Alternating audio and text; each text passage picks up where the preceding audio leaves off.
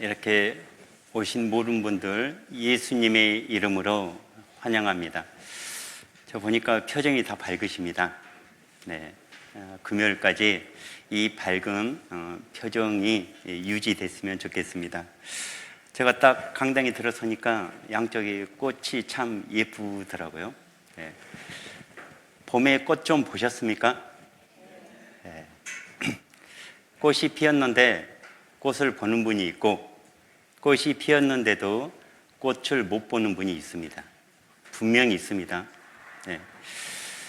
꽃과 책은 보는 자의 것이랍니다. 네. 집에 책이 아무리 많이 꽂혀 있어도 보지 않으면 자기 거 아닙니다. 여러분, 자기 책꽂이에 책이 많이 꽂혀 있다고 자기 거라고 하면 안 됩니다. 본 책만 자기께 됩니다. 네. 그래서 한 주 동안 이 성경이란 책을 여러분이 볼 수 있게 설명을 해드리고 싶습니다.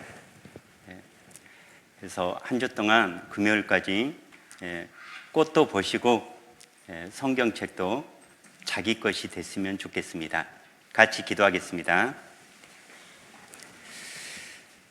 천지를 창조하시고 인간의 생사 화복을 주관하시는 하나님 아버지 감사드립니다. 한 주 동안 대구교회에서 이렇게 많은 분들이 함께 모여서 성경을 통해서 인생의 가장 큰 문제, 가장 시급한 문제를 해결하고자 합니다.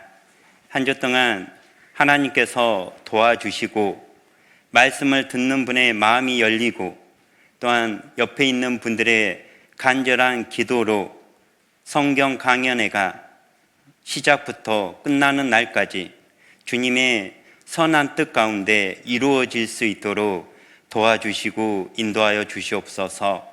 이제 첫날을 시작하고자 합니다. 하나님 도와주시고 인도하여 주시옵소서. 우리를 사랑하시는 예수님 이름으로 기도드렸습니다. 아멘. 네. 성경 말씀 누가복음 12장을 보도록 하겠습니다. 네. 누가복음 12장입니다. 누가복음 12장 13절입니다.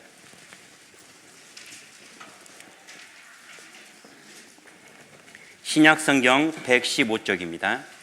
누가복음 12장 13절입니다. 13절부터 15절까지 제가 읽겠습니다. 여러분은 성경을 잘 보셔야 됩니다. 시작이 중요하죠. 자, 무리 중에 한 사람이 이르되 선생님 내 형을 명하여 유업을 나와 나누게 하소서 하니 이르시되 이 사람아 누가 나를 너희의 재판장이나 물건 나누는 자로 세웠느냐 하시고 15절은 같이 읽겠습니다.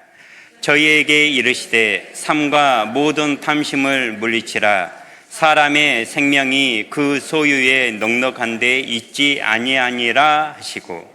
네. 한 주 동안 성경을 배우는 목적은 우리 인생에서 가장 중요한 문제를 해결하고자 함입니다. 우리 인생에서 가장 중요한 게 무엇일까요? 돈일까요? 아니면 학업일까요? 아니면 사업의 성공일까요? 아니면 여러분에게 당장 해결하면 안 될 가장 시급한 문제일 수도 있습니다. 그런데 하나님은 성경을 통해서 단연코 우리 인생에서 가장 중요한 문제는 목숨에 관한 문제입니다. 생명에 관한 문제입니다. 열심히 일을 해서 노력을 해서 성공을 해서 돈을 많이 벌고 재벌이 되었는데 그 생명이 그날 하나님께 간다면 그 많은 재산, 그 많은 부, 그 많은 노력이 자기에게 무슨 소용이 있겠습니까? 지금 여러분에게도 인생에서 가장 중요한 문제가 있을 겁니다. 한데 2000년 전에도 동일한 문제가 있었습니다. 방금 읽은 누가복음 12장에 보면 자, 12장 13절을 다시 보도록 하겠습니다. 무리 중에 한 사람이 이르되, 무리 중에 한 사람이 예수님께 나왔습니다. 그런데 이 무리란 숫자가요, 12장 1절에 보면 아주 많은 숫자입니다. 자, 12장 1절을 보도록 하겠습니다. 그동안에 무리 수만 명이 모여 서로 밟힐 만큼 되었더니, 그러니까 무리 중에 한 사람이 대표로 나왔는데 그 무리가 수만 명 중에 한 명이 대표로 나왔습니다. 아마 그 수만 명 중에 대표로 나왔기 때문에 이 사람은 이 수만 명 중에 자기 문제가 가장 시급하고 가장 중요하고 가장 다급하다는 걸 인정했기 때문에 예수님 앞에 나왔을 겁니다. 그러면 이 사람의 문제는 무엇이었을까? 자, 13절을 다시 보도록 하겠습니다. 이 사람이 예수님 앞에 와서 이렇게 이야기합니다. 이르시되 선생님, 내 형을 미용하여 유업을 나와 나누게 하소서 하니. 아마 부모님이 일찍 돌아가신 것 같습니다. 그런데 그 부모님이 재산 분배를 하지 않고 돌아가신 것 같습니다. 아마 부자였나 보죠. 형이 그 모든 재산을 독식했습니다. 이 동생이 너무나 억울하고 원통해서 누굴 찾아가면 이 문제를, 이 원통함을 해결할 수 있을까 수소문하다가 예수님에 대한 소문을 들었습니다. 그리고 예수님을 찾아간 거죠. 예수님께 선생님, 내 형을 미용하여 유업을 나와 나누게 하소서. 우리 형이 욕심이 많습니다. 그래서 예수님을 찾아간 겁니다. 예수님은 이 문제를 충분히 해결할 수 있는 분입니다. 그리고 명확하게 이걸 공평하게, 공정하게 해결할 수 있는 분인데 그 다음 절을 보면 예수님이 이 문제에 대해서 전혀 관여하지 않습니다. 자, 14절을 보도록 하겠습니다. 이르시되, 예수님이 이야기하는 거죠.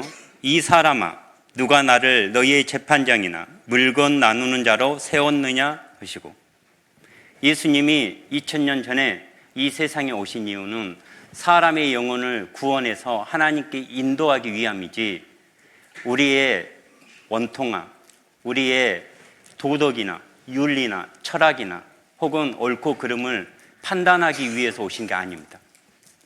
예수님이 그걸 명확히 이야기하고 있습니다. 2000년 전에 예수님이 오신 목적이나 2000년이 흐른 교회가 지금 이렇게 존재하는 이유는 여러분의 원통함이나 여러분의 도덕적인 것, 윤리적인 것 혹은 여러분의 억울함을 재판하러 예수님이 오신 게 아니고 2000년이 흐른 지금 교회가 존재하는 목적은 그런 걸 하기 위해서 교회가 존재하는 게 아닙니다. 2000년 전에 예수님이 하신 말씀이 지금 모든 교회에게 그대로 적용됩니다. 내가 이 땅에 온 건 도덕이나 윤리나 또한 철학이나 옳고 그름을 판단하려고 온 게 아니다. 그 사람에게 그걸 알리기 위해서 누가복음 12장 13절부터 예수님이 그 사람에게 차근차근 설명을 하고 있습니다. 여기 앉아 계신 분들도 어떤 생각으로 오늘 이 자리에 앉았는지는 모르겠지만 이 사람처럼 오해를 하고 앉아있지 않았으면 좋겠습니다. 교회는 여러분의 착하게 살아라, 도덕, 윤리, 그 다음에 인생의 고귀한 무슨 답, 철학 아닙니다. 그리고 이 사람이 억울해서 찾아왔는데 예수님은 옳고 그름을 판단하기 위해서 온 게 아니라고 분명히 선언하고 있습니다. 14절에 보면 이 사람아, 누가 나를 너희의 재판장이나 물건 나누는 자로 세웠느냐. 그러니까 여러분이 예수님을 착각할 수 있습니다. 교회를 착각할 수 있습니다.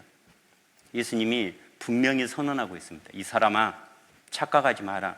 나 그런 거, 물질적인 거, 억울한 거 재판하러 온 게 아니다.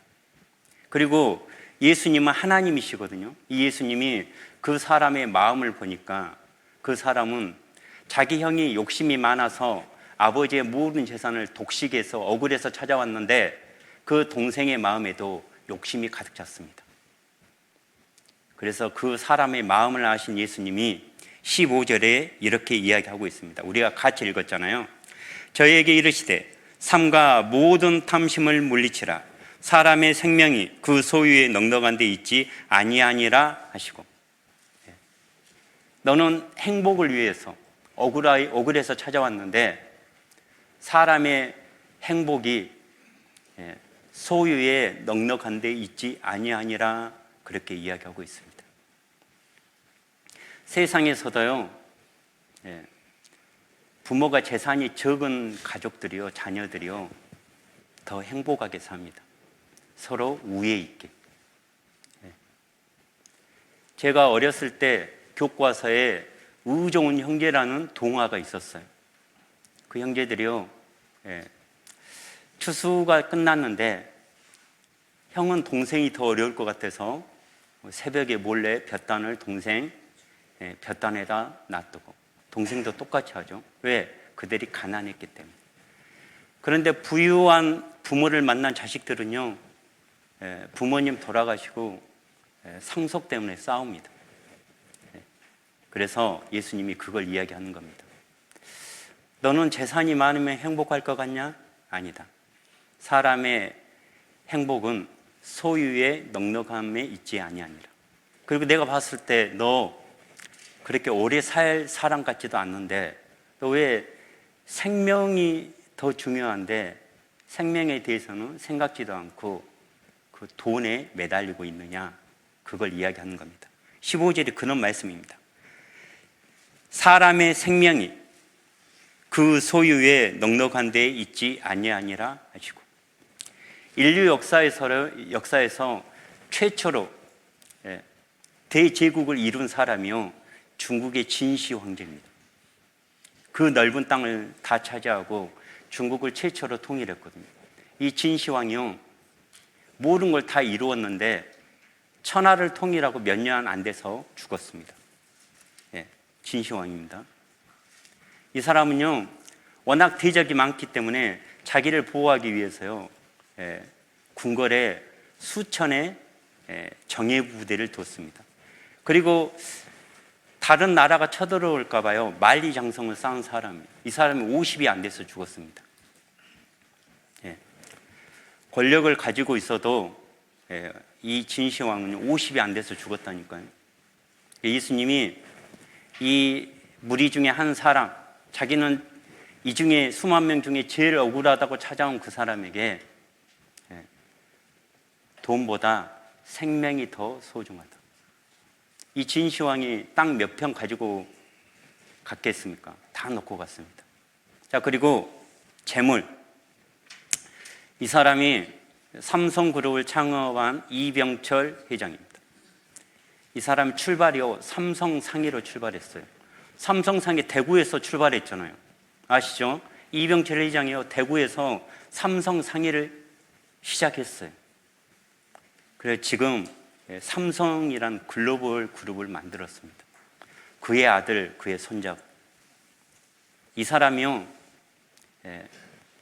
암으로 인해서 사망 선고를 받았어요, 병원에서. 근데 이 사람이요, 죽기 전에 이 사람이 했던 건 회사의 비전을 이야기하지 않았습니다. 이 사람이 죽음 앞에 서니까 자기 영혼에 대해서, 내세에 대해서 생각하게 된 겁니다. 이렇게 질문을 한 거죠. 하나님의 존재를 어떻게 증명할 수 있나? 신은 왜 자신의 존재를 똑똑히 드러내 보이지 않는가? 신은 우주 만물의 창조주라는데 무엇이 증명할 수 있는가? 예수는 우리의 죄를 대신 속죄하기 위해 죽었다는데 우리의 죄란 무엇인가? 왜 우리로 하여금 죄를 짓게 내버려 두었는가? 성경은 어떻게 만들어졌는가? 그것이 하나님의 말씀이라는 것을 어떻게 증명할 수 있는가? 영혼이란 무엇인가? 인간은 죽음 후에 영혼은 죽지 않고 천국이나 지옥으로 간다는 것을 어떻게 믿을 수 있나? 이도 이걸 풀지 못하고 죽었습니다. 자, 예수님이 이 수만 명 중에 가장 억울하게 찾아온 사람에게 물어본 거예요. 첫 번째, 돈이 중요하냐, 생명이 중요하냐? 여러분, 뭐가 더 중요합니까? 생명이 중요하다면서 돈이 제일 중요한 것처럼 살잖아요. 그러지 않습니까? 제가 어떤 부자를 봤는데요. 그 부자는요, 부부와 합산 연봉이 수억입니다. 그래서 아파트가 80평이에요. 그 아파트 베란다를 테라스 카페로 만들었어요. 최고급 커피 머신을 갖다 놓고, 그 다음에 음악을 좋아하기 때문에 아주 좋은 앰프도 설치하고, 어느 카페 못지않게 꾸며놨습니다. 베란다 테라스에다가. 근데 그들은요, 돈 벌기에 너무나 바빴습니다. 그래서 그걸 꾸며놨는데 누릴 시간이 없어요. 근데 왜 만듭니까? 그게 인간의 허영입니다. 그게 있으면 행복할 줄 아는데, 거기서 부부끼리 마주보면서 차 한 잔 못 마셔봤고, 그 좋은 앰프를 통해서 음악 한 번 못 들어봤고, 왜? 아침 일찍 나가서 저녁 늦게 들어와야 되거든요. 뭐 때문에? 돈 때문에. 하루는 남편이 회사에 출근을 했는데 서류를 안 가져왔습니다. 다시 집으로 갔는데, 집 현관문을 열자마자 그 테라스에서요, 자기가 제일 좋아하는 음악이 이렇게 은은히 들리는 거예요. 누구지? 했더니 가정부가 커피 머신에서 커피 한 잔을 뽑고 테라스에서 다리를 꼬고 고귀한 모습으로 그걸 즐기고 있었습니다. 여러분이 세상에 열심히 사는데 남들이 그걸 누릴 수도 있습니다. 이게 인생입니다. 예수님이 이 사람에게 그걸 이야기하는 겁니다. 생명이 중요하냐, 돈이 중요하냐? 생명이 더 중요하지 않겠습니까? 그런데 예수님이 이 사람에게 돈보다 더 소중한 게 생명이다. 그런데 생명보다 더 소중한 게 있다. 그렇게 이야기하십니다. 여러분, 생명보다 더 소중한 게 있을까요? 죽으면 모든 게 다 끝이 아닙니까? 그런데 이 예수님이 이 사람에게 돈보다 더 소중한 게 생명이다, 목숨이다. 생명보다 더 소중한 게 있다. 그걸 이야기합니다. 16절부터 19절까지 읽겠습니다. 여러분이 생명보다 더 소중한 게 뭔지 한번 찾아보십시오. 16절입니다. 또 비유로 저희에게 일러 가라사대 한 부자가 그 밭에 소출이 풍성하며 심중에 생각하여 가로되 내가 곡식 쌓아둘 곳이 없으니 어찌할꼬 하고 또 가로되 내가 이렇게 하리라 내 곡간을 헐고 더 크게 짓고 내 모든 곡식과 물건을 거기 쌓아두리라. 또 내가 내 영혼에게 이르되 영혼아 여러 해 쓸 물건을 많이 쌓아두었으니 평안히 쉬고 먹고 마시고 즐거워하자 하리라 하되. 자, 찾으셨습니까? 목숨보다 더 소중한 거, 영혼입니다. 여러분, 영혼이 없는 것 같습니까? 영혼이 없다면 우리는 죽음으로 끝입니다. 만약에 영혼이 없고 죽음으로 끝이라면 우리가 죽는 순간 나의 생각, 나의 모든 감정, 나의 자아, 나의 모든 게 사라져 버릴까요? 근데 성경에서는 목숨보다 더 소중한 게 있다. 그게 영혼이다. 그렇게 이야기하고 있습니다. 이 진시황과 이병철 회장은요, 하나님을 모르고 세상을 떠난 사람입니다. 그런데 이 사람이 성경에 나와 있는 솔로몬이라는 왕입니다. 이 사람은 하나님을 명확히 알았던 사람이에요. 이 사람이요, 성경에 보면 잠언이란 성경이 있는데 그 잠언의 대부분을 썼던 사람입니다. 그리고 이 사람이 전도서도 썼거든요. 지혜서라고 이야기하고 있습니다. 이 사람은요, 하나님도 믿고 지혜도 있고 그리고 재물도 많았습니다. 모든 걸 다 갖췄어요. 영혼이 있다는 것도 알았어요. 그런데 이 솔로몬도 죽었습니다. 권력, 재물, 명예, 인간이 이걸 위해서 세상을 삽니다. 하지만 이들도 다 죽습니다. 여러분, 권력이 생명을 연장시킬 것 같습니까? 여러분, 재물이 생명을 연장시킬까요? 여러분, 명예가 생명을 연장시키겠습니까? 네. 그래서 하나님이 이 청년에게 그걸 깨닫게 하기 위해서 차근차근 설명하는 게 누가복음 12장입니다. 넌 돈 때문에 찾아왔는데 돈보다 소중한 게 생명이다. 아, 생명이 소중하구나. 그런데 생명보다 더 소중한 게 있다. 그게 영혼이다. 우리는 죽으면 몸은 그대로 남아있어요. 근데 그 몸에서 영혼이 빠져나옵니다. 그래서 하나님께 가게 돼 있어요. 그게 영혼이다. 영혼은요, 소멸되지 않습니다. 여러분, 종교인들이 말하는 천국과 지옥이 있을까요? 영혼이 없다면 천국과 지옥도 존재하지 않겠죠. 예. 그리고 내가 천국과 지옥 둘 중에 한 곳에서 영원히 살아야 된다는 게 사실일까요? 영혼이 있다면 그게 사실입니다. 영혼이 없다면 그건 거짓이고. 근데 예수님이 목숨보다 더 소중한 게 영혼이다. 그렇게 이야기하고 있습니다. 그리고 마지막으로 이 청년에게 돈보다 더 소중한 게 생명이고 생명보다 더 소중한 게 영혼이다. 영혼보다 더 소중한 게 있다. 그렇게 이야기하십니다. 자, 20절입니다. 영혼보다 소중한 게 뭘까요? 자, 하나님은 이르시되 어리석은 자여 오늘 밤에 내 영혼을 도로 찾으리니 그러면 내 예비한 것이 네 것이 되겠느냐 하셨으니 자기를 위하여 재물을 쌓아두고 하나님께 대하여 부요치 못한 자가 이와 같으니라. 영혼보다 더 소중한 게 하나님이시다.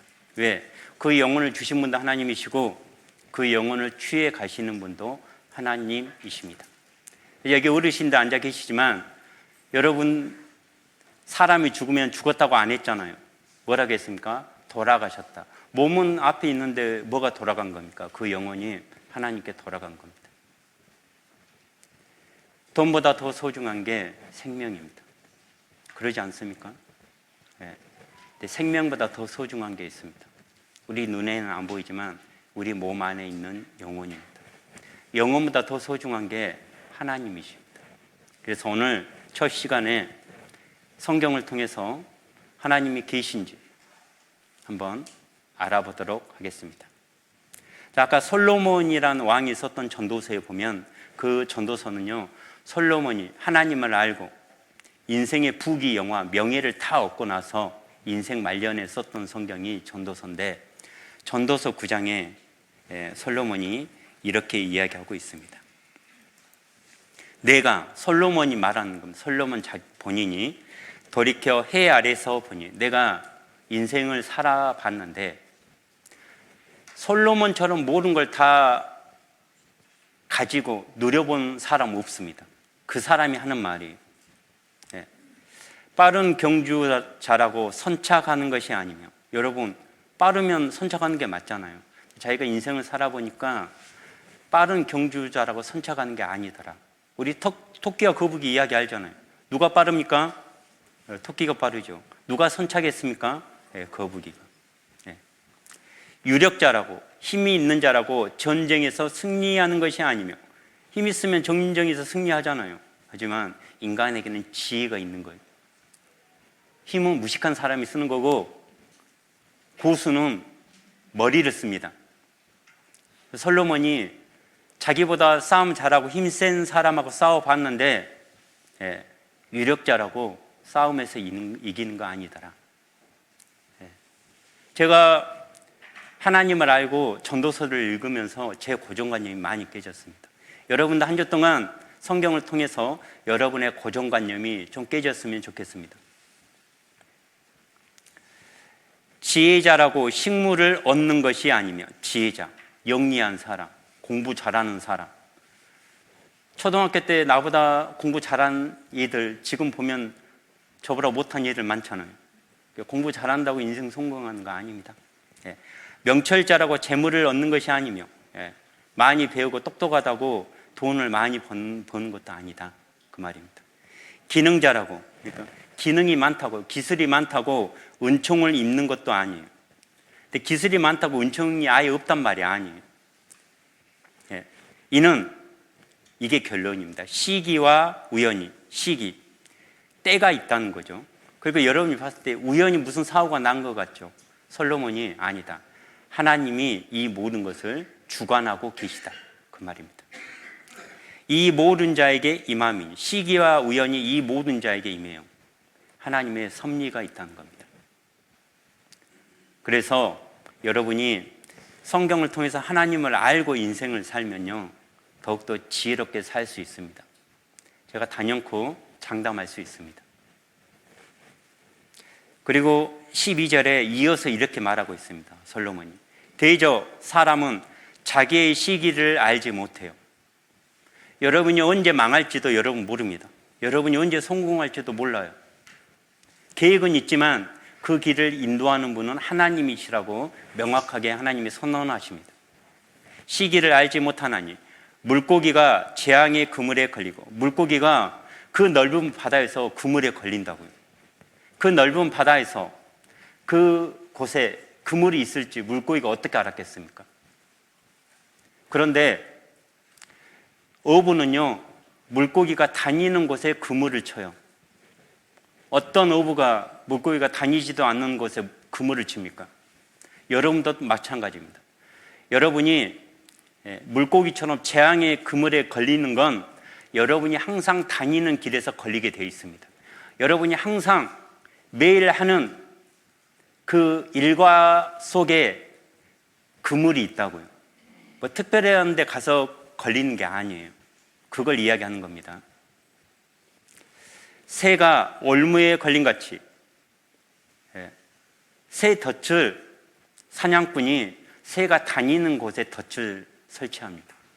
어떤 사냥꾼이 새가 다니지 않은 곳에 덫을 놓겠습니까? 올무를 놓겠습니까?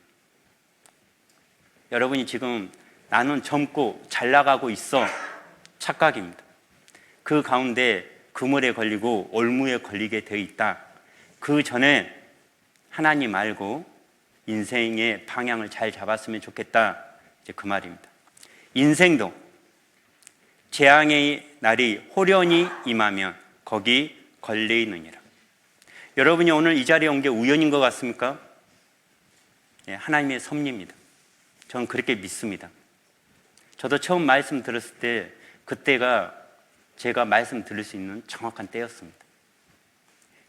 인생도 재앙의 날이 호련히 임하면 거기 걸리느니라. 시편 90편에 보면 주께서 사람을 티끌로 돌아가게 하시고 말씀하시기를 너희 인생들은 돌아가라 하셨사오니, 사람은 티끌이 흙이에요. 사람의 몸은 흙으로 돌아갑니다. 영혼은요, 하나님께 돌아가게 돼 있어요. 하나님은 성경을 통해서 하나님 만날 준비를 계속하라고 반복적으로 이야기하고 있습니다. 그런데 인간은 하나님을 안 만날 것처럼 인생을 살고 있습니다. 어리석은 겁니다.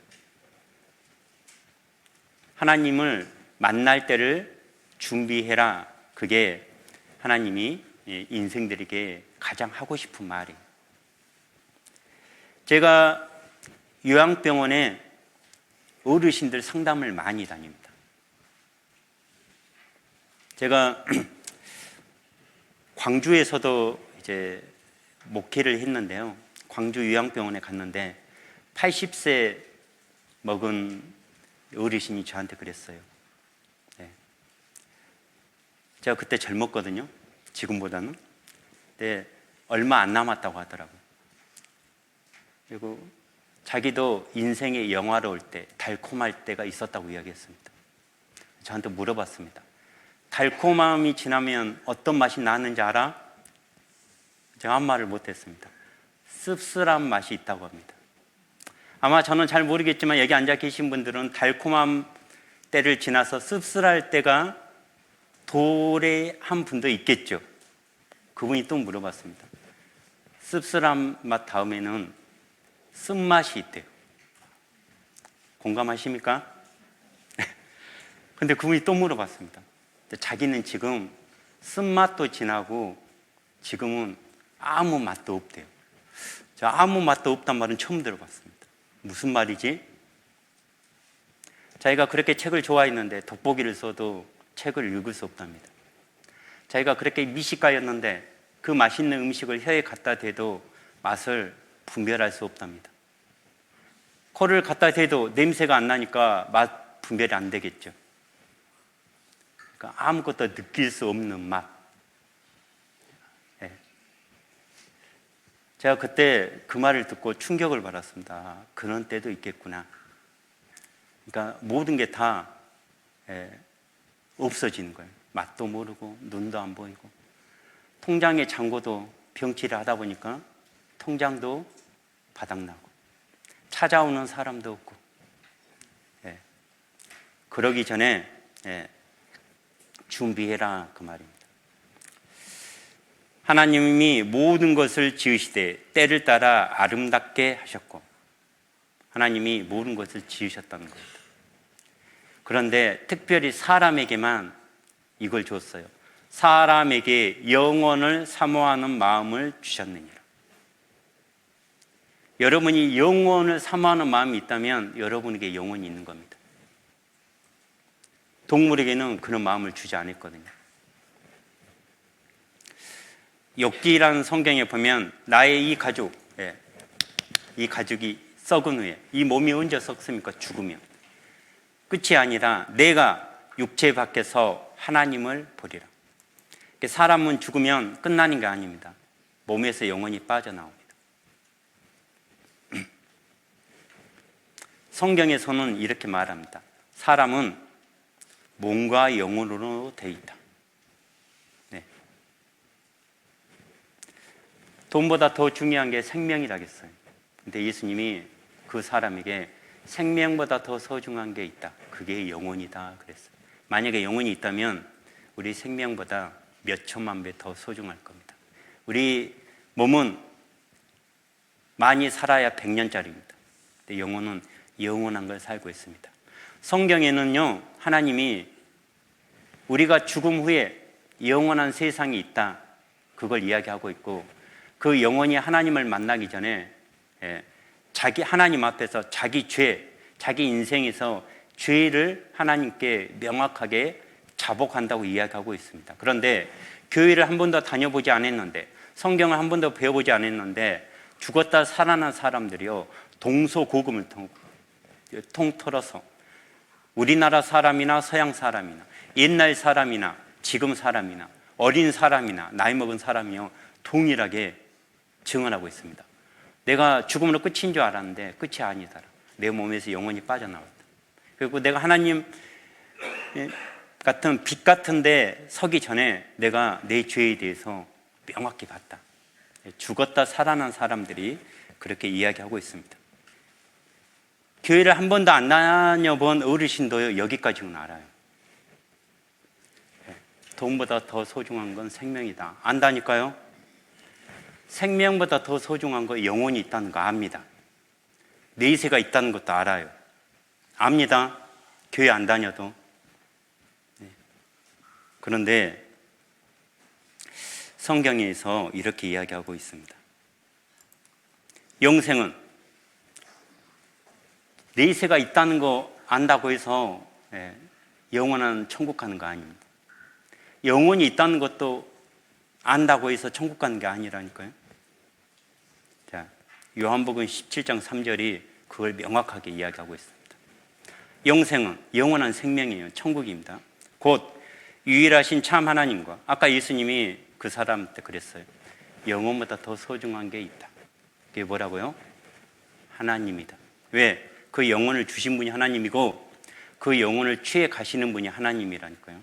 그래서 영원한 생명은 죽음으로 끝이 아니다. 영혼이 있다. 안다고 해서 가는 게 아닙니다. 거기까지 알았다면 하나님을 알아야 된다. 참 하나님과 그의 보내신 자 예수 그리스도를 아는 것이니라. 하나님이 눈에 보이지 않는데 어떻게 합니까? 그리고 이 교회에서는 이렇게 설명하고 이 교회에서는 이렇게 설명하고 어떻게 해요? 뭐가 진짜입니까? 그게 답이 성경입니다. 요한복음 5장 39절에 너희가 성경에서 영생을 얻는 줄 생각하고 성경을 상고하거니와 이 성경이 곧 내게 대하여 증거하는 것이로다. 성경이 눈에 보이지 않는 하나님을 증거할 수 있는 게 성경입니다. 그래서 제가 이 시간부터 이제 성경을 여러분에게 증거하도록 하겠습니다. 제 생각이 아니라 성경에 기록되어 있는 거 명확히. 성경에서요, 말씀을 전하는 자에게 하나님이 항상 반복적으로 충고합니다. 너희 생각을 이야기하지 마라. 성경을 이야기하라.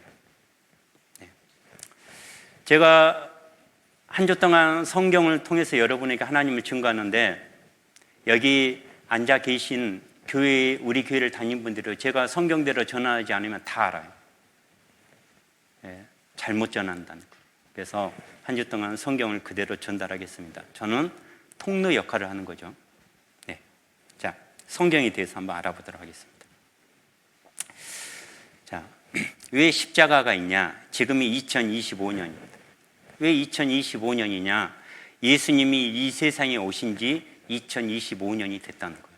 이 연도는 우리나라만 쓰는 게 아닙니다. 전 세계가 같이 씁니다. 예수님이 이 세상에 오신 지 2025년이 됐어요. 그래서 십자가를 그려는 겁니다. 왜? 예수님이 인류를 위해서 십자가에서 피 흘려 돌아가셨거든요. 그래서 이 십자가를 기점으로 예수님이 오시기 전을 BC라고 해요. Before Christ. 그리스도가 오기 전. 그 다음에 예수님이 오신 후를 AD라고 해요. 라틴어입니다. 아노 도미나이. 그가 오신 후. 한자로는요, 주전이라고 해요. 주후. 예수님이 오시기 전을 주전, 주후. 근데 이 주자가 주인 주자를 쓰거든요. 제가 하나님을 알기 전에, 성경을 알기 전에 이게 제일 궁금했습니다. 왜 부처도 아니고 마호멧도 아니고 공자도 아니고 소크라테스도 아니고 이 4대 성인 중에 한 명이 아니라 예수님을 주라고 하지?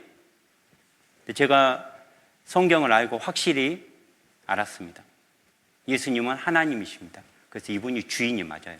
주인 주자를 쓰거든요. 그러니까 세상의 주인, 그분이 오시기 전을 주전, 주님이 오시기 전, 주님이 오신 후 주전, 주라고 이야기하고 있습니다. 기원전, 기원후라고 이야기하고 있죠. 성경은요, BC 1500년 전부터 AD 100년까지 1600년 동안 써졌습니다. 그래서 한 사람이 기록할 수 없었겠죠. 그래서 40여 명이 시대별로 썼습니다. 자기 생각을 쓴 게 아니라 하나님이 불러줬어요. 저자는 하나님이십니다. 40여 명의 선지자가 썼고 성경이 66권인데 각각 기록된 지역도 달라요.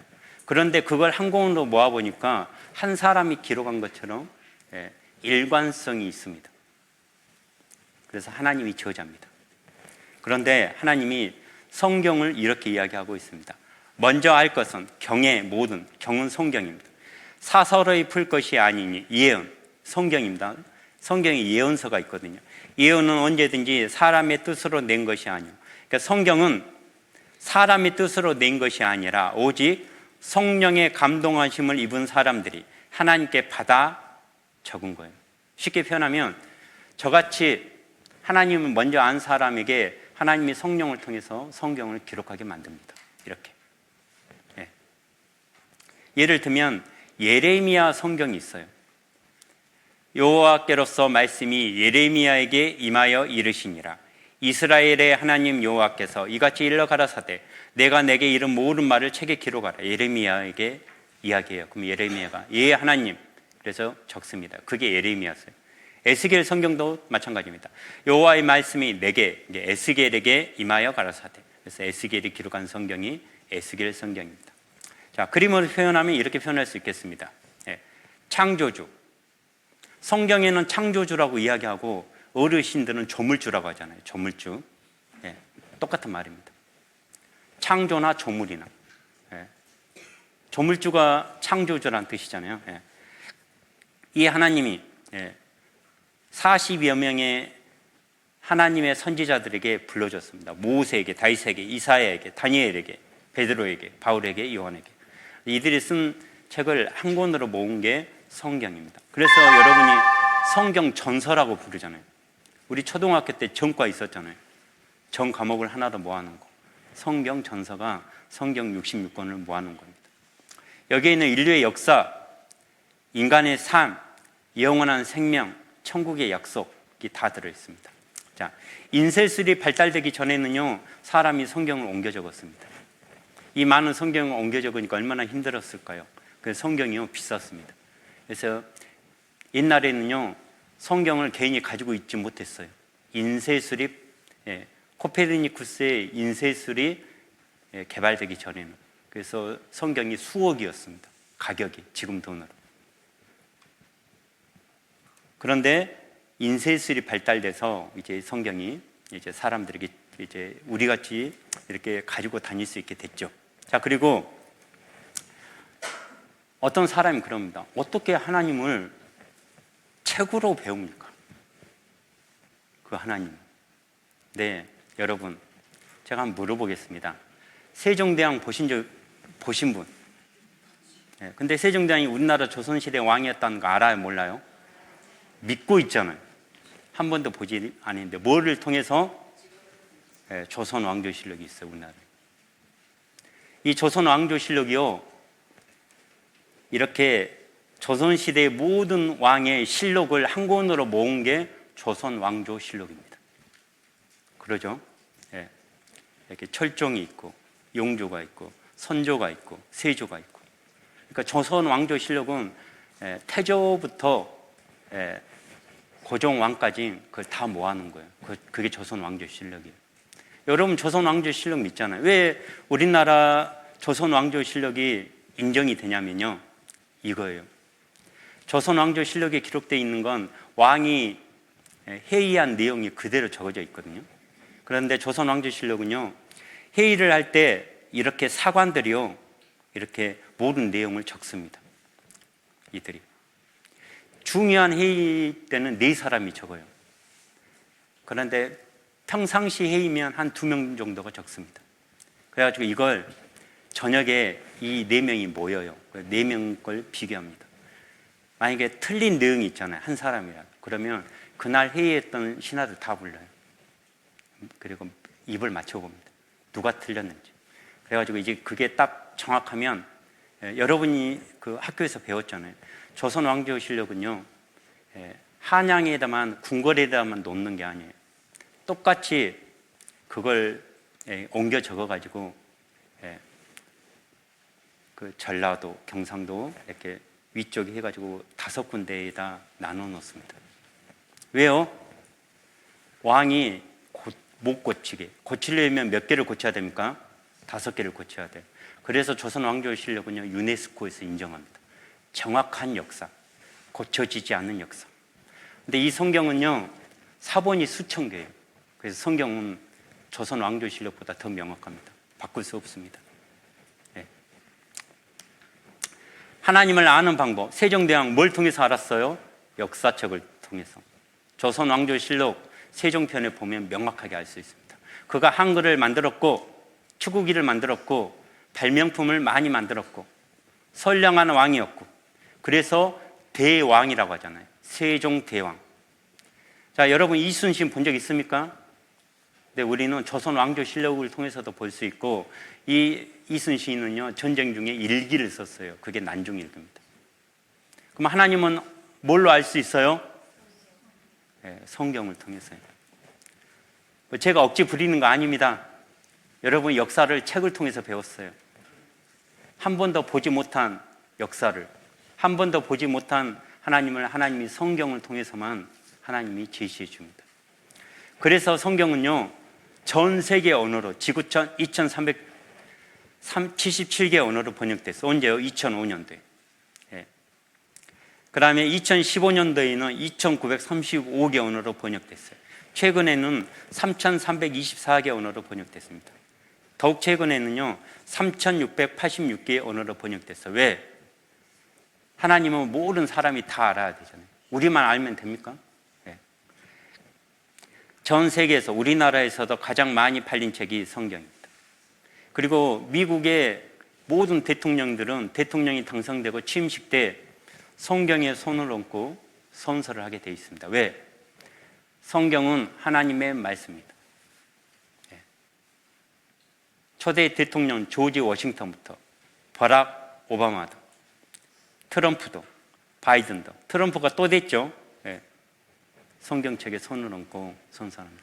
미국 대통령이 바보입니까? 여러분이 무시하는 성경에다 손을 얹고 선서하는 게 세계 최강국입니다. 그들이 인정한 겁니다. 공식적으로. 여러분이 만약에 하나님 앞에 가서 저는 몰랐습니다. 절대 핑계댈 수 없습니다. 전 세계 대통령 중에 미국 대통령은요, 모든 세계 매스컴이 서로 촬영하려고 찾아간다니까요. 미국 대통령들이요, 공식적으로 인정합니다. 성경은 하나님의 말씀입니다. 그래서 이 성경이 수천 년이 흐른 지금도 지금 기록한 것처럼 정확해요. 거짓이 없어요. 너무나 놀랍습니다. 그래서 사람들이요, 지금으로부터 80년 전에 가장 오래된 성경이 1000년 된 성경이에요. 레닌그라드 성경이라고 합니다. 지금 러시아에 있습니다. 러시아가 옛날에 기독교 국가였거든요. 그래서 그 전에 있는 성경이 지금 성경하고 다를 수 있다. 사람들이 핑계를 댔어요. 지금부터 80년 전에 가장 오래된 성경이 1000년 된 성경이었는데 그 성경보다 1000년 더 전에 2200년 된 성경이 이스라엘 쿰란이라는 동굴에서 발견됐습니다. 현존 최고 구약 사해문서, 사해사본 발견, 이곳이 그곳입니다. 제가 2003년도에 이곳에 가봤습니다. 이 사실이 너무나 놀라운 사실이라서 전 세계 매스컴에서 다 방영이 됐습니다. 여러분은 관심이 없었기 때문에 못 봤겠죠. 우리나라에서 MBC, KBS, SBS, EBS. 요즘은 방송사별로 정치 성향이 있기 때문에 가장 공정한 교육방송 EBS로 제가 한번 틀어드리겠습니다. EBS입니다. 그래서 지금은 전 세계적으로 공식적으로 2200년 전 성경과 오늘날 성경이 내용이 같다 틀리다? 같다고 인정합니다. 이거 세계적으로 인정한 건데 여러분이 고집 부리면 안 됩니다. 고쳐졌겠다. 자, 그래서 이제 여기까지 들었으면 성경은 하나님의 말씀이다. 그리고 고쳐지지 않았다. 자, 이제 성경은 하나님의 말씀이고 보이지 않는 하나님을 알 수 있는 게 성경이라는 걸 이제 알게 됐습니다. 그리고 성경은 3500년 전부터 써졌는데 지금까지 내용이 바뀌지 않았다. 성경에 보면 하나님은요, 사람같이 말을 바꾸지 않습니다. 그래서 성경 내용은 불변합니다. 그래서 이제 하나님이 성경에서 창세기 1장에 보면 태초에 하나님이 천지를 창조하시니라. 창세기 1장에 첫째 날부터 여섯째 날까지 천지를 어떻게 창조했는지 명확하게 써놓습니다. 그리고 창세기뿐만 아니라 구약 성경, 신약 성경에 창조에 대해서 이제 이야기를 합니다. 사람이 할 수 없는 이야기를 하십니다. 여러분은 다 엄마 뱃속에 10개월 동안 있어 봤죠? 기억이 납니까? 안 납니까? 저도 안 납니다. 그런데 누군 알아요? 엄마는 알아요. 엄마는요, 너가 뱃속에 있을 때 많이 움직였고 발길질을 어떻게 했고 명확히 합니다. 아빠도 모릅니다. 엄마만 합니다. 엄마만 그걸 이야기해 줄 수 있어요. 태초에 하나님이 천지를 창조하시니라. 창조 이야기는 누구밖에 못해요? 하나님밖에 못합니다. 하나님이 성경 외에는요, 그걸 이야기한 적이 없어요. 그래서 나머지 시간은 하나님이 이야기하신 창조에 대해서 이야기하도록 하겠습니다. 이사야 40장 26절에 하나님이 이렇게 이야기하십니다. 너희는 눈을 높이 들어 누가 이 모든 것을 창조하였나 보라. 주께서 하나님께서 수요대로 만상을 이끌어내시고 각각 그 이름을 부르시나니 그의 권세가 크고 그의 능력이 강함으로 하나도 빠짐이 없느니라. 하나님이 세상을 완벽하게 완전하게 창조했다. 부족함 없이. 그 말입니다. 여호와는 하늘을 창조하신 하나님이시며 하나님 외에 창조자 없습니다. 여러분이 하나님 모를 때 불렀던 조물주가 하나님이십니다. 땅도 조성하시고 땅도 조성했는데 대충 한 게 아니에요. 경곡해 하시되 헛되이 창조치 아니하시고 사람으로 거하게 지으신 자예요. 사람이 주인공입니다. 태초부터 지금까지 사람이 주인공이에요. 그럼 앞으로 주인공은 누굴까요? 사람입니다. 왜? 그래서 사람에게만 영혼을 주셨어요. 그 말씀에 나는 여호와라 나 외에 다른 이가 없느니라. 그래서 하나뿐인 하나님이십니다. 태초에 하나님이 천지를 창조하시니라. 나 외에 다른 이가 없느니라. 히브리서에 보면 하나님이 이런 말씀하십니다. 집마다 지은 이가 있으니. 맞죠? 이 건물도 누가 지었잖아요. 저절로 됐습니까? 예. 이 밑에 있는 건물은요 아주 실력 있는 건축 설계사가 설계하고 건축회사가 건축했겠죠. 이게 저절로 됐다고 하면 안 되잖아요. 예. 만든 사람이 반드시 있습니다. 이 집도 만든 사람이 있다면 이 만물은 누가 만들었겠습니까? 하나님이다 그 말입니다. 만든 사람이 있습니다. 만물을 지으신 이는 하나님이시라. 집마다 지은 이가 있는 것처럼 만물을 지으신 이는 하나님이시라. 왜 이건 알면서 이건 생각해 보지 않았냐 그 말입니다. 생각해 보셨습니까? 만물을 지으신 이는 하나님이시라. 저절로 없습니다. 이 만물을 지으신 분이 하나님이십니다. 멋진 집일수록 여러분은 실력 있는 건축가가 지었다는 거 알잖아요. 멋진 집일수록 저절로 됐다고 우기면 됩니까? 멋진 집이 아니어도 이건 한 가지 재료로 만들었거든요. 그럼 파도가 몇 번 왔다 갔다 하면 이게 만들어집니까? 근데 이걸 만든 사람이 우리 눈에는 안 보여요. 안 보인다고 저절로라고 하면 됩니까? 이건 능력 있는 사람이 이거 모래 한 가지 재료로 이걸 만든 겁니다. 근데 이 만든 사람이 지금 우리 눈에 안 보여요. 안 보인다고 저절로라고 하면 안 됩니다.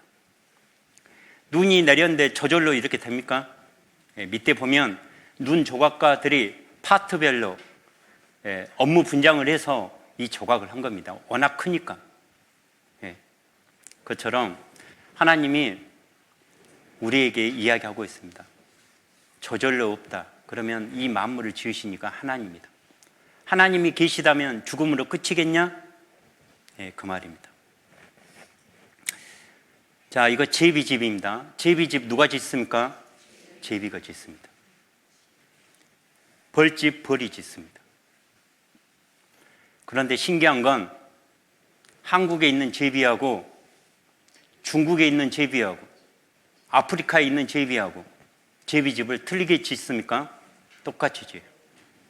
한국에 있는 벌도 육각형으로 짓고 아프리카에 있는 벌도 육각형으로 짓는다니까요. 무슨 말입니까? 이걸 창조하신 분이 한 분이라는 거예요. 그 한 분이 이 모든 동물들에게 프로그램화한 겁니다. 만약에 진화론이 사실이라면 아프리카에 있는 벌과 한국에 있는 벌이 따로 벌집을 다르게 지어야 돼요. 프로그램화된 겁니다. 한 사람이 만든 겁니다. 한 분이. 사람들은요, 건물을 자기가 배워서 지어요. 그래서 건물의 특색이 있습니다. 동물들은 그런 교육을 못 받잖아요. 그래서 하나님이 그들에게 본능을 주신 겁니다. 그들은 본능대로 지어요. 그 본능을 주신 분이 하나님이십니다. 그러면 우주를 창조하신 분이 하나님이십니다. 저절로 없습니다. 집마다 지은 이가 있으니 만물을 지으신 이는 하나님이시라. 성경에 하나님이요 창조해 놓고 그냥 내버려 둔 게 아니에요. 여기에다가 창조에 대해서 설명해 놨습니다. 제가 시간 내에서 설명하도록 하겠습니다. 우주를 어떻게 만들었는지, 지구를 어떻게 만들었는지, 동물을 어떻게 만들었는지, 사람을 어떻게 만드셨는지 성경에 써놨습니다.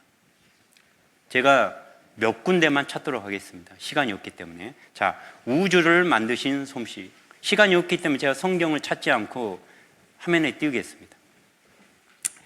욥기 38장 5절에 욥기 성경을 보면 욥기 38장부터 욥의 친구들과 욥이 똑똑한 사람들이에요.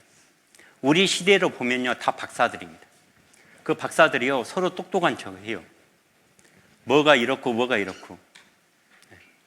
근데 진짜 욥기 성경 그들의 말을 들으면요, 성경을 읽으면요, 그들은 천재들입니다.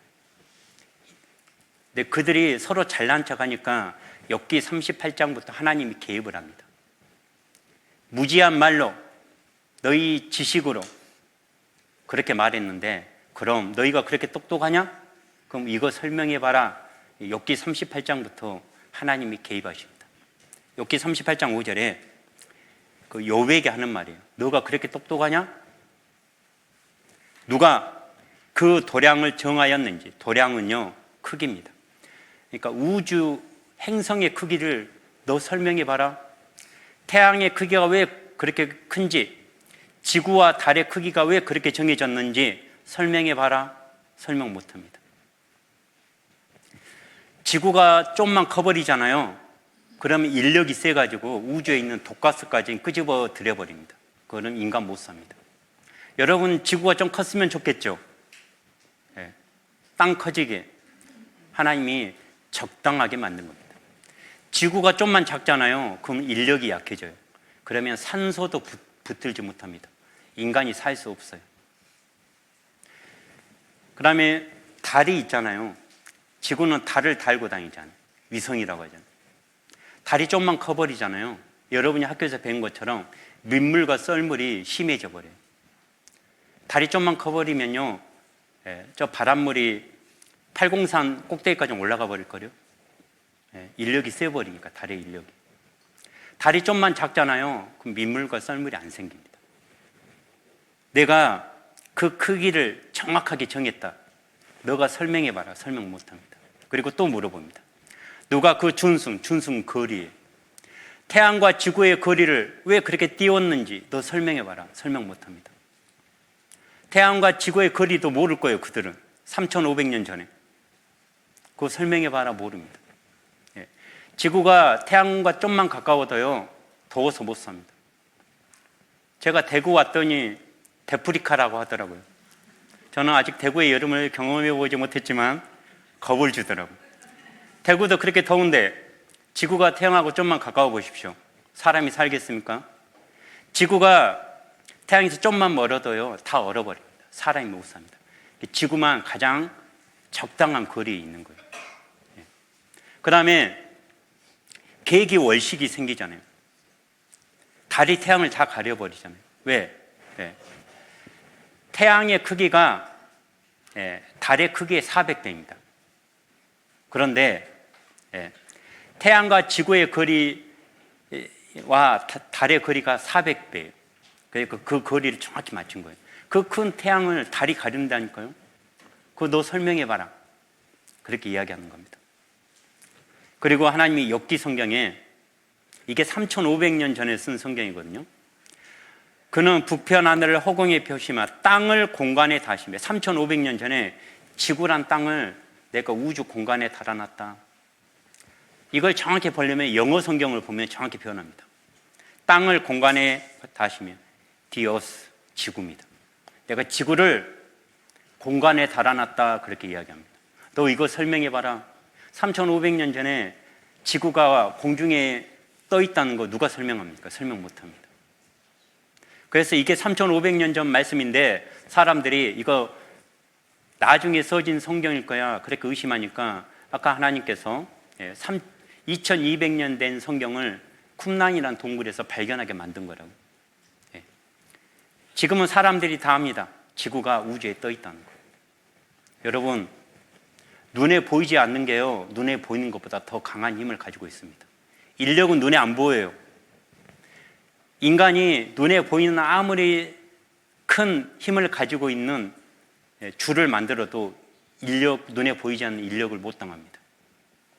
이 인력으로 우주 공간의 지구를 뜨게 만들었다니까요. 옛날에는 사람이 설명해봐야 이 정도밖에 안 됩니다. 하나님이 3,500년 전에 내가 지구를, 땅을 공간에 달아놨다, 그렇게 이야기하고 있습니다. 자, 지구를 만드신 솜씨. 제가 지금 우주에 대해서 찾을 게 많은데 시간이 없기 때문에 이것만 찾은 겁니다. 자, 욥기 36장에, 욥기가 3,500년 된 성경이잖아요. 번개에 대해서 설명해요. 그가 번개의 빛으로 자기의 사면에 두르시며 바다 밑도 가리우시며. 여기까지는 저는 이해가 갔어요.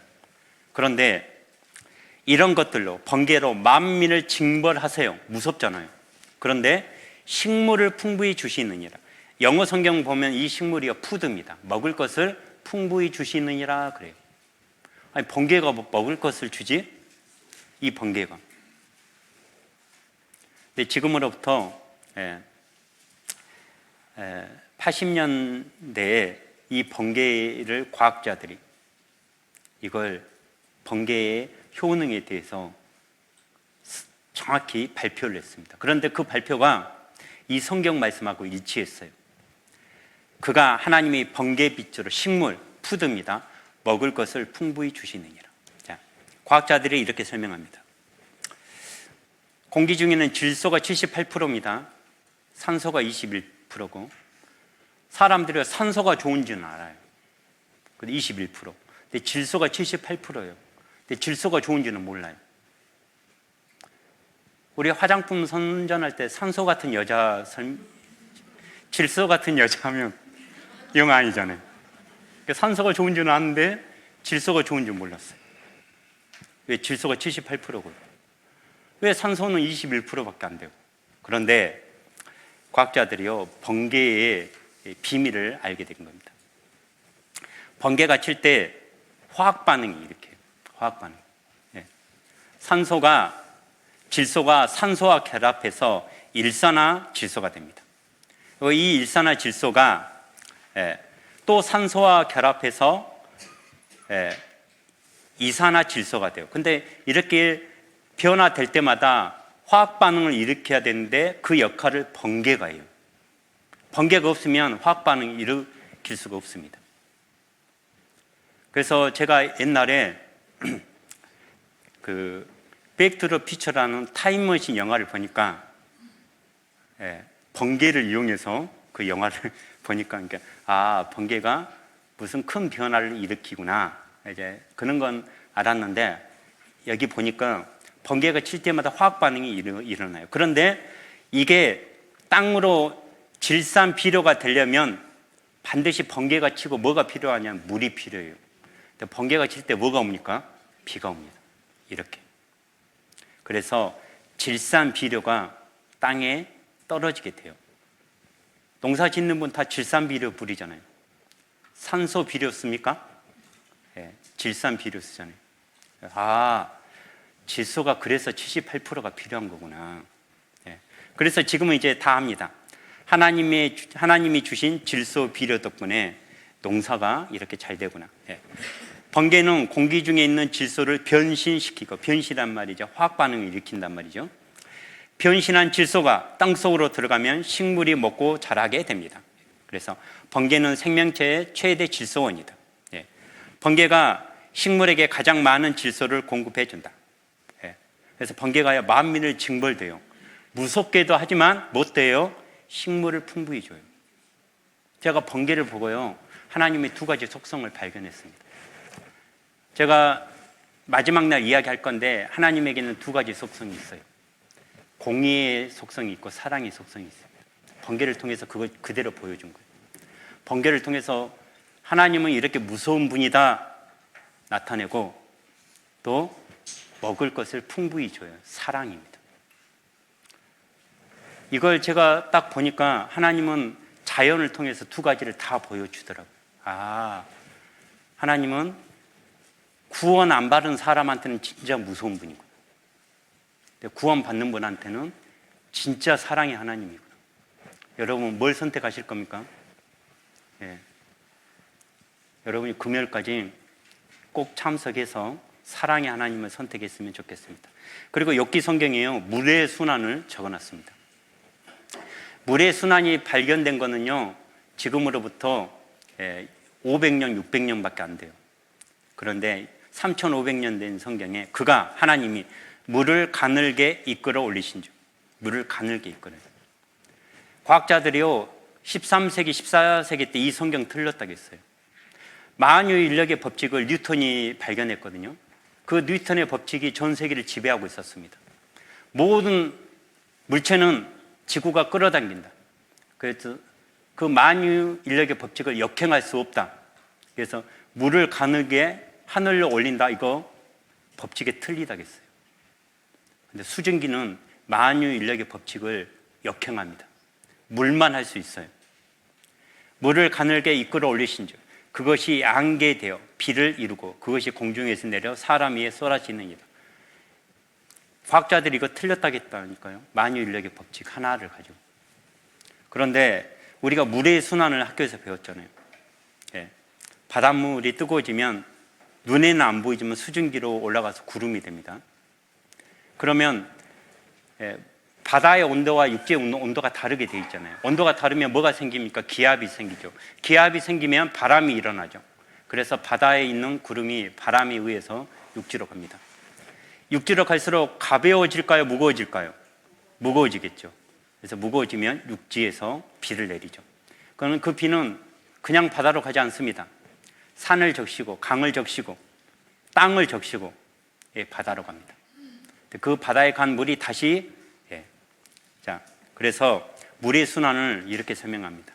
물의 순환의 메커니즘은 신비 그 자체로 오랜 시간 동안 그 비밀을 밝혀내지 못한 채 비밀로 남아있던 중 16, 17세기 프랑스 기상학자 페라울트와 마르오테가 과학적인 실험을 통해 최초로 밝혀내기에 이르렀다. 성경이 3500년 전에 이미 물의 순환을 욥기 36장에서 이야기하고 있습니다. 그래서 성경에는요, 모든 강물은 바다로 흐르지만 바다가 채워지지 않아요. 왜요? 수증기로 올라가니까. 그래서 이게 물의 순환입니다. 어느 곳을 흐르든지 그리도 연하여 흐르느니라. 자, 그리고 동물을 만드신 솜씨를 보도록 하겠습니다. 욥기 39장을 보도록 하겠습니다. 욥기 39장입니다. 구약 성경 799쪽입니다.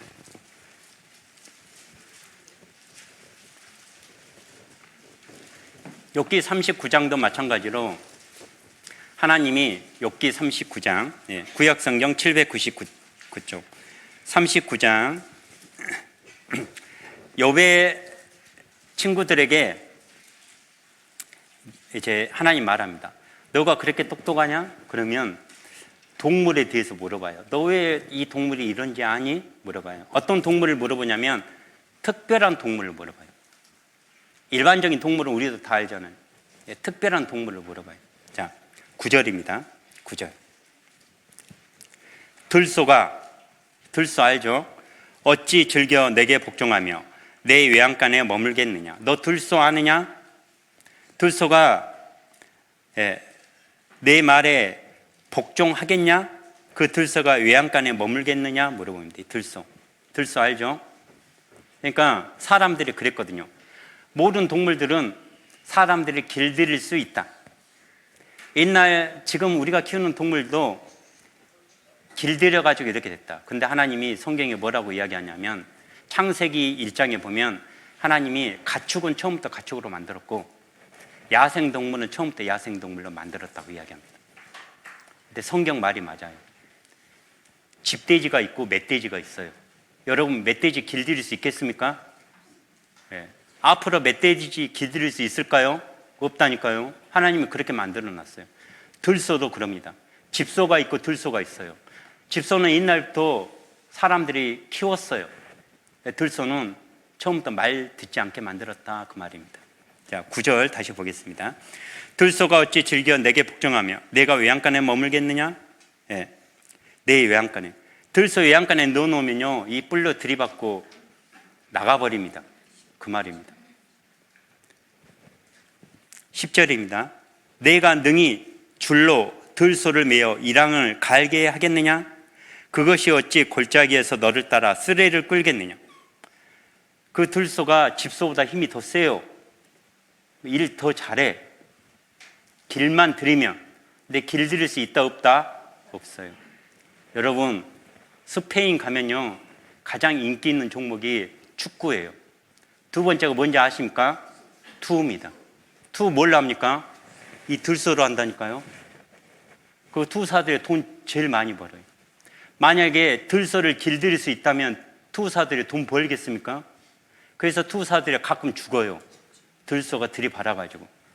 그걸 이야기하는 겁니다. 하나님이 그 똑똑한 욥에게 너 이거 설명해봐라. 너 들소 길들일 수 있겠냐? 못 들이는데. 왜 그런지 아냐? 모르겠는데요. 내가 그렇게 만들었다. 그 말입니다. 네. 들소는 사람의 말을 듣지 않습니다. 하나님이 정해놨어요. 여러분이 아무리 고집 부린다 해도 길들일 수 없습니다.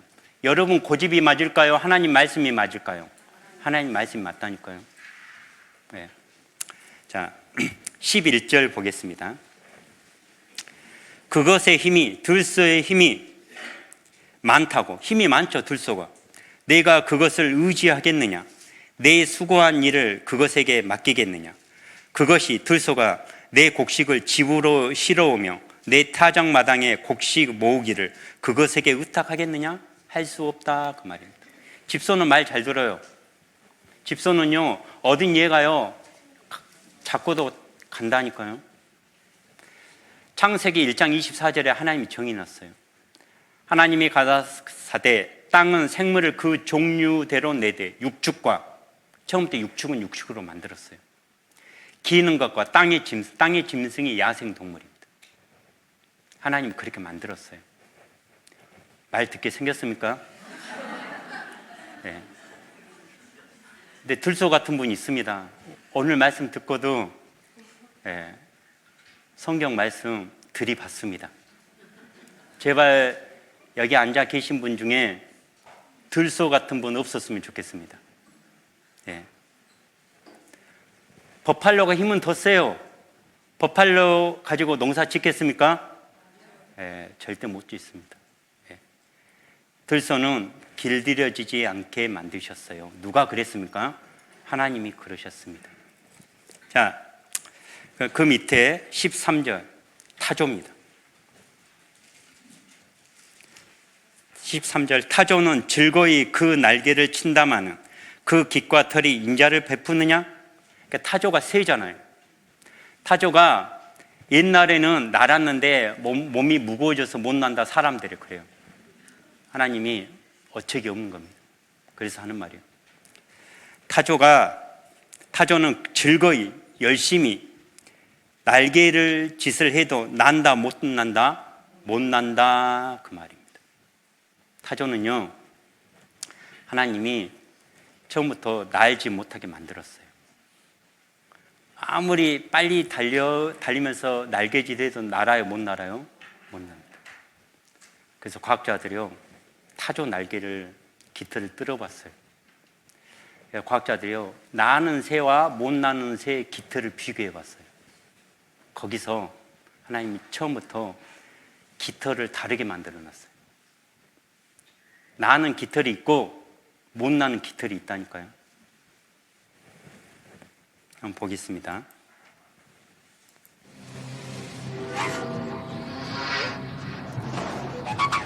안데스 산맥 기슭에 사는 콘도르는 고도 6,000m의 상공을 아무런 문제 없이 비행할 수 있습니다. 한반도에 서식 중인 참매는 엄청난 속도로 울창한 숲을 자유자재로 통과할 수 있죠.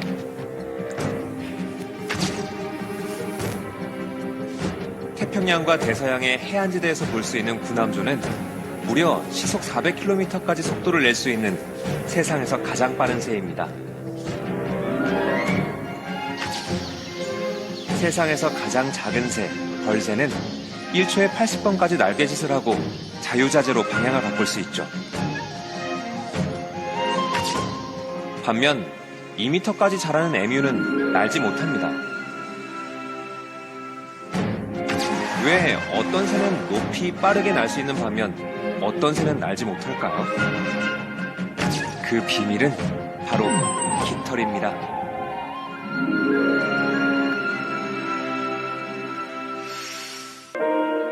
날 수 있는 새의 깃털은 깃대가 한쪽으로 비스듬히 놓여 있어서 깃대 양쪽의 기판이 비대칭을 이루고 있습니다.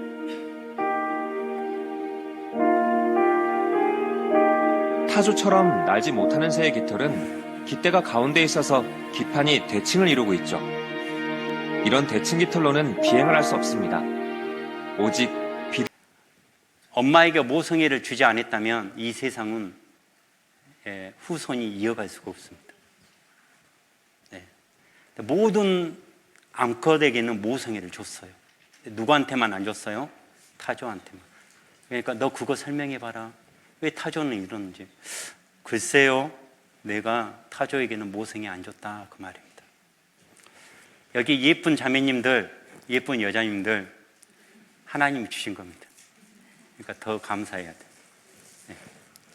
자, 그 새끼에게 무정함이 제 새끼가 아닌 것처럼 하며 그 구루한 것이 헛되게 될지라도 쾌념치 않아요. 관심 없습니다. 이걸 누가 그랬냐? 17절 같이 읽겠습니다. 이는 하나님 내가 지혜를 풍부하지 아니하고 총명을 주지 아니함이니라. 하나님이 그렇게 만들었다 그 말입니다. 타조 불쌍하죠. 새인데 날지도 못하고 모성애도 없고 타조. 그런데 타조에게 하나님이 이런 능력을 줬어요. 자, 18절입니다. 그러나 반전입니다. 날지도 못하고 모성애도 없어요. 근데 이걸 줬어요. 그러나 같이 읽겠습니다. 그 몸을 떨쳐 뛰어갈 때에는 말과 그 탄 자를 경히 여기느니라. 말을 가볍게 여긴단 말이에요. 말보다 빠르단 말입니까? 느리단 말입니까? 빠르단 말이에요. 동물학자들이 이 말 틀렸다겠어요. 왜? 2발 달린 짐승은 4발 달린 짐승보다 빨리 달릴 수 없다겠어요. 신체 구조상 수백 년 동안. 그런데 과학자와 동물학자들이 이걸 실험을 통해서 성경이 맞다는 걸 증명했습니다. 어떤 동물이 2발 가지고 있습니까? 새. 날개 달린 새가 다 2발이잖아요. 새가 말보다 빨리 달릴 수 있겠습니까? 네. 이거 다 틀렸다겠어요. 그런데 성경에는 뭐라고 했어요? 타조는 말보다 빨리 달린다겠습니다. 그러나 그 몸을 떨쳐 뛰어갈 때 말과 그 탄 자를 경히 여기느니라. 말보다 빠르다겠어요. 근데 과학자들과 수학자들과 동물학자들이 실험을 해봤다니까요. 자, 동물 중에서 가장 빠른 게 제비입니다. 그래서 물찬 제비라고 그러죠.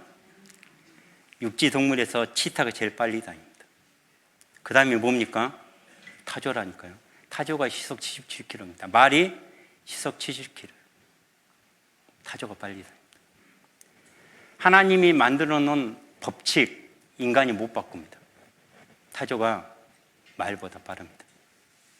그러나 날지도 못하고 모성애도 없지만 하나님이 타조에게 특별한 능력을 줬어요. 무슨 능력? 말보다 빠르게. 동물학자들이요, 4발 달린 짐승이 뒷발의 힘으로 달려야지 스피드가 나온다겠어요. 2발 달린 짐승은 스피드가 나올 수가 없어요. 신체 구조상. 이게 타조는 특별한 겁니다. 하나님이 그렇게 만들었다 그 말입니다. 하나님이 말하는데 누가 대적하겠습니까? 그래서 말보다 빠르다 그랬습니다. 말이 나온 김에 말도 봅시다. 네. 자, 19절입니다. 19절. 말의 힘을 내가 주었느냐? 제가 처음에 19절 말이 무슨 말이지 그랬어요. 말의 힘? 제가 제주도에 있는 분한테, 말 키운 분한테 물어봤습니다. 그 구원받은 형제님의 말의 힘.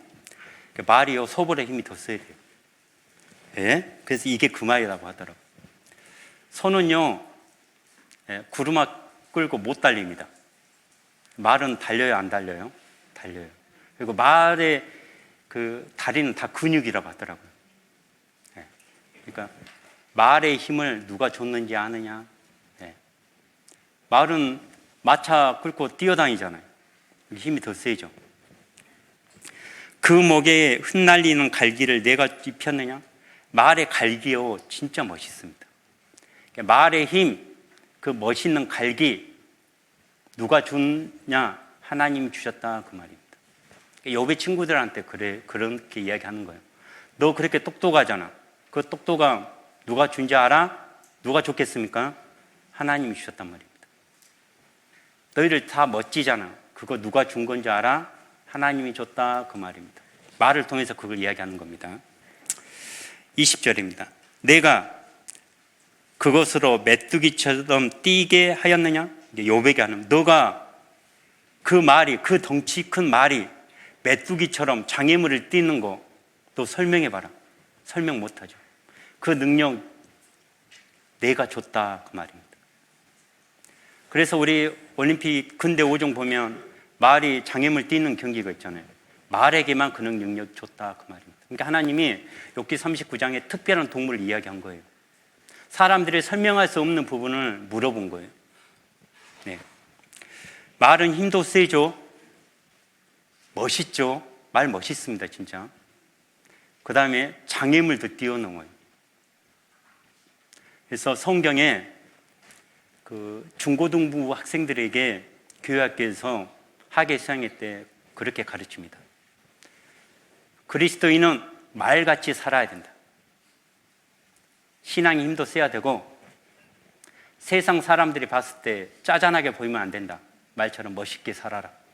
세상적으로 멋있게 살란 말이 아니에요. 그리고 어려움, 장애물이 있으면 뛰어넘어라. 뭐처럼?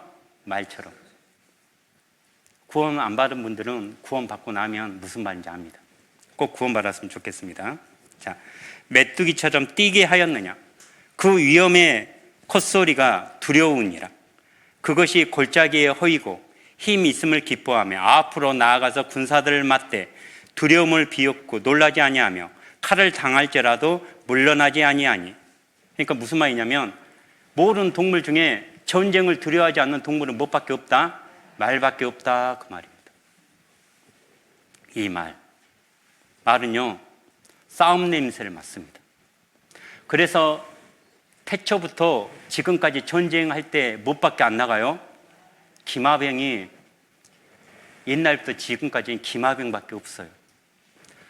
호랑이도요 앞에서 불이 날아오잖아요. 등 돌리고 도망간다니까요. 코끼리도 마찬가지. 모든 동물은 불이 날아오거나 화살이 날아오면 등 돌리고 도망가요. 그게 모든 동물들의 본능이에요. 진짜 그렇습니다. 근데 말은요 하나님이 싸움 냄새, 전쟁터에는 냄새 맡고 가게 돼 있어요.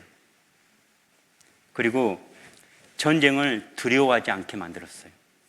방금 읽었던 앞으로 나아가서 군사들을 맞대 두려움을 비웃어요. 그 말소리가 비웃는 소리예요. 네. 아니 두려움을 비웃고 놀라지 않아요.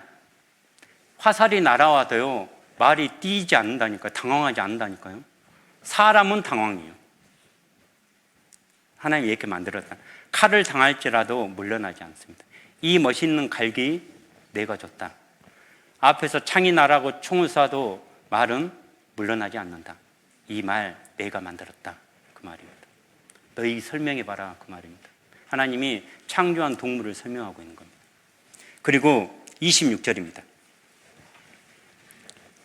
매가 떠올라서 날개를 펼쳐 남방으로 향하는 것이 어찌 내 지혜로 말미암으냐? 독수리가 공중에 떠서 높은 곳에 보금자리를 만드는 것이 어찌 내 명령을 의지함이냐? 네. 그러니까 독수리는요 높은 곳에 집을 지어요. 왜? 독수리는요 참새나 새처럼 날개짓을 하지 않아요. 날개를 펴면요 땅의 열기를 통해서요. 그래서 행글라이더를 독수리만 보고 만든 거잖아요. 그리고 높은 곳에 사니까 눈을 좋게 만들어 놨어요. 눈이 나쁘면 높은 곳에 못 삽니다. 그걸 설명하는 겁니다. 너 그거 설명해 봐라. 내가 왜 독수리를 높은 곳에 집을 짓게 만들었냐면 높은 곳에서 날개만 펼치면 그냥 땅의 그 열기를 통해서 날 수 있게 만들었다. 그리고 눈이 좋으니까 수백 미터 위에서도 먹잇감을 볼 수 있다. 그리고 높은 곳에 집을 짓기 때문에 그 먹이를 잡으러 가는 스피드도 내가 줬다. 이제 그 말이 26절부터 써져 있습니다. 이 독수리. 이 말씀을 근거로 독수리에 대해서 이제 연구한 학자들이 이제 이렇게 이야기하고 있는 겁니다. 한번 보겠습니다. 갓 태어난 새끼조차 비둘기는 꿈도 꿀 수 없을 만큼 시력이 뛰어납니다. 눈 뒤에는 중심화라고 불리는 초점이 두 개 있습니다. 하나는 깊고 하나는 얕죠. 멀리 있는 사물을 볼 때는 깊은 중심화를 선택하는데 망원 렌즈처럼 10km 밖에 있는 먹잇감까지 찾아낼 수 있습니다.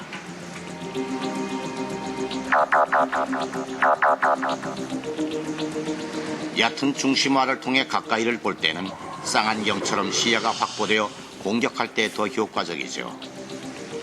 발톱은 공중에서 먹이를 붙잡을 수 있습니다. 발바닥 쪽에 감각기관이 있어서 먹잇감에 닿는 순간 움켜쥐게 됩니다. 하지만 매 가장 큰 모기는 세계 최고 기록을 자랑하는 스피드입니다.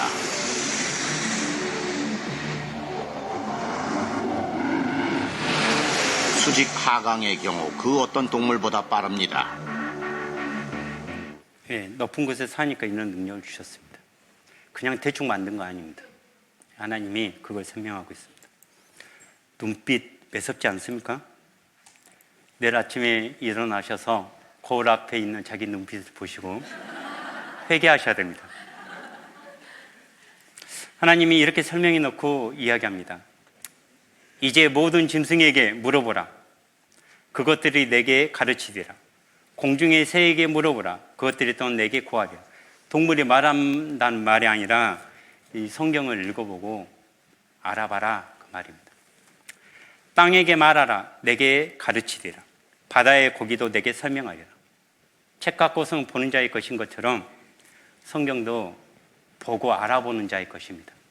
그냥 덮어놓고 들어보지도 않고 맹목적으로 좀 고집 안 부렸으면 좋겠습니다. 역사상 위대한 과학자들은 다 하나님을 믿는 사람들이었습니다. 왜? 과학을 연구하면 연구할수록 성경과 일치하거든요. 루이 파스테르, 미생물학자죠. 파스테르 우유도 있잖아요. 유명하신 분이라서. 내가 자연을 더 많이 연구할수록 나는 창조주에 대하여 더 많이 놀라게 된다. 여러분 오늘 동물에 대해서 조금만 알아봐도 놀랍잖아요. 아이작 뉴턴은 인체의 신비, 자연의 신비, 우주의 신비를 보고도 하나님을 믿지 않는 사람이 있다면 미친 사람이거나 정직하지 못한 사람일 것이다. 우리는 미친 사람은 아니잖아요.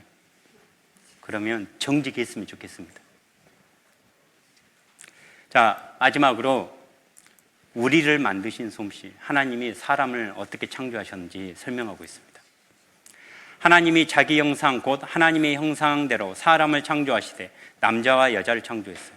여기서 말하는 하나님의 형상은 아까 목숨보다 더 중요한 영혼을 이야기하는 겁니다. 영혼. 그래서 영혼이 있기 때문에 우리는 하나님의 속성을 가지고 있어요. 성경에 보면 하나님은 미의 하나님이라고 하거든요. 그래서 우리가 보는 아름다움은 거의 비슷해요. 꽃을 보고 아름답다고 하잖아요. 똥을 보고 아름답다고 합니까? 그러니까 하나님의 형상, 그 영혼을 가지고 있단 말이에요. 아, 예쁘다 하면 거의 비슷하게 다 예쁘다고 해요. 그러니까 그게 하나님의 속성입니다. 그 영혼은 영원히 살고 싶어하는 속성이 있어요. 그래서 인간은 영원히 살고 싶어요. 그리고 하나님은 지혜의 하나님이라고 하거든요. 지혜의 하나님. 그래서 사람들은요, 뭐든지 더 알고 싶어요. 더 연구하고 싶고. 그래서 하나님의 형상을 이야기하는 겁니다. 그런데 인류의 모든 족속을 한 혈통으로 만들었다겠어요. 만약에 진화론이 사실이라면 한 혈통이 아니겠죠. 아프리카의 조상이 따로 있고 아시아의 조상이 따로 있고 유럽의 조상이 따로 있겠죠. 유전자가 다르겠죠. 그런데 한 혈통으로 만들어놨어요. 그리고 뭐라고 하셨냐면 왜 이렇게 적어놨냐? 이는 나중에 과학이 발달되고 그 시대가 되면 하나님을 혹 더듬어 찾아봐라. 그래서 과학자들이요 이걸 증거합니다. 여러분이 학교 다닐 때 염색체가 있잖아요. 남자에게는 X, Y 염색체가 있습니다. 여자에게는 어떤 염색체밖에 없어요? XX. 그래서 남자가 X 염색체를 여자한테 주면 딸이 나와요. 남자가 Y 염색체를 주면 아들. 아들 낳고 딸 낳는 책임이 누구한테 있어요? 근데 시어머니 며느리를 뭘 하죠? 성경을 모르니까. 자, 그래서 과학자들이 여자의 조상을 알아봤고요. 남자의 조상을 알아봤어요. 남자의 조상을 알아보려면 뭘 추적하면 되겠죠? Y 염색체. 여자의 조상은요, 남자에게도 미토콘드리아가 있고 여자에게도 미토콘드리아가 있어요. 근데 이 미토콘드리아는 엄마를 통해서만 유전을 돼요. 여자를 통해서만. 여자의 조상을 알기 위해서는 미토콘드리아를 추적하면 돼요. 과학자들이 이걸 다 해봤습니다. 만약에 여러 조상이 나오면 진화론이 맞아요. 근데 한 조상이 나오면 뭐가 맞아요? 창조론이 맞습니다. 태초에 하나님이 천지를 창조하시고 가라사대 우리의 형상대로 사람이 되라 하셨다. 성서에서는 그를 아담이라 했고 우리 모두의 조상이라고 했다. 그래서 유전학적 아담을 찾아보기로 했다. DNA에 들어있는 작은 단서가 지구상에 살고 있는 모든 남자들과 인류의 공통조상인 한 남자를 연결하고 있다. 그래서 과학적, 유전학적으로 증명된 아담을 찾아보기로 했다. 지구상에 존재하는 모든 인간에게 DNA를 제공한 최초의 인류. 북극의 이누이족, 아마존의 아메리카 인디언, 사막의 유목민과 월스트리트의 사업가가 정말 같은 핏줄일까? 내셔널 지오그래픽 소속의 유전학자 스펜서 웰즈가 아담을 찾는 작업을 지휘하기로 했다. 한편 파테섬의 그 남자에게서 나온 Y 염색체는 마지막 단서를 제공하고 있었다. 이 Y 염색체를 전 세계에서 채취한 수천 명의 염색체와 비교했다. 그 결과 엄청난 사실을 발견했다. 모든 Y 염색체에 존재하고 있으며 현재 전 세계 모든 남자들에게 있는 변종을 찾아낸 것이다. 우리가 찾고 있던 공통의 변종이었다. 우리는 DNA 추적을 통해 나무의 뿌리에 도달할 수 있었다. 모든 가지가 한 남자, 한 Y 염색체와 연결돼 있었다. 창조론이 맞단 말입니다. 진화론이 맞다면 절대 한 남자로 이어질 수가 없습니다. 여자의 조상도 찾아봤습니다.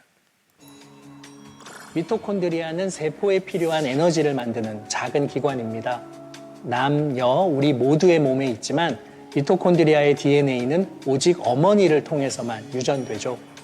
그래서 인류의 기원을 찾는 아주 중요한 열쇠입니다. 그러니까 제 몸에 있는 미토콘드리아는 저의 어머니에게서 왔고 저의 어머니의 미토콘드리아는 외할머니에게서 왔습니다. 이렇게 어머니의 어머니의 어머니를 따라 거슬러 올라가면 하나의 어머니, 미토콘드리아 이브를 만나게 됩니다. 미토콘드리아 이브. 여자의 조상도 한 명입니다. 여호와 하나님이 흙으로 사람을 지으시고 생기를 그 코에 불어 넣으시니 사람이 생명이 된지라. 이 생명이 하나님의 그 영혼을 이야기하고 있습니다. 사람은 몸과 영혼으로 되어 있습니다.